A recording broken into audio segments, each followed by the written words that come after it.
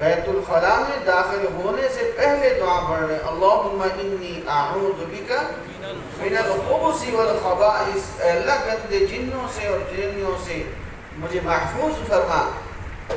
یہ جو ہمارے گھروں میں آج حالات بنے ہوئے، توجہ چاہیے، یہ جو حالات بنے ہوئے ہیں، ہر دوسرے گھر میں جنات کا مسئلہ ہے اور جا رہے ہیں کہ تعویذ دیجئے کہ جنات سے محفوظ ہو جاؤں۔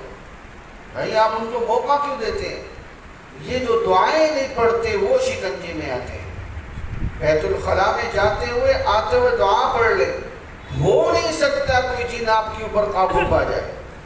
یہ جو شیاطین ہیں یہ گندی جگہوں پہ رہتے ہیں، اور محدثین نے یہاں تک فرمایا ہے اپنے کپڑوں کو بیت الخلاء لیٹرین میں مت لٹکایا کرو۔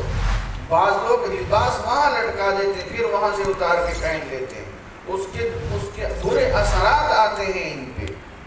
تو جاتے ہوئے اور باہر نکل کے پھر دعا پڑھنی ہے، تو غفرانک پڑھے، اتنا بھی کہتے تو دعا ہو گئی باہر نکلنے پہ۔ جاتے ہوئے بیت الخلاء میں بایاں پاؤں رکھیں، نکلتے ہوئے دایاں پاؤں رکھیں۔ اب دیکھیں حضور اقدس صلی اللہ علیہ وسلم جیسی ہستی جو مقصود کائنات ہیں، آپ صلی اللہ علیہ وسلم سوتے ہوئے آخری دونوں صورتیں یہ پڑھتے، اپنے ہاتھوں پہ پھونک مارتے اور سارے جسم کے اوپر اپنے دونوں ہاتھ مبارک پھیرتے تھے، سارے جسم کے اوپر ہاتھ مبارک پھیرتے تھے۔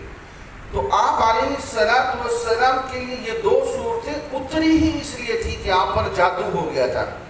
تو کتنا آسان طریقہ ہے، آپ یہ دو صورتیں پڑھنے کی عادت بنا لیں، آپ پہ سحر اثر نہیں کر سکتا، آپ پہ شیاطین اثر نہیں کر سکتے۔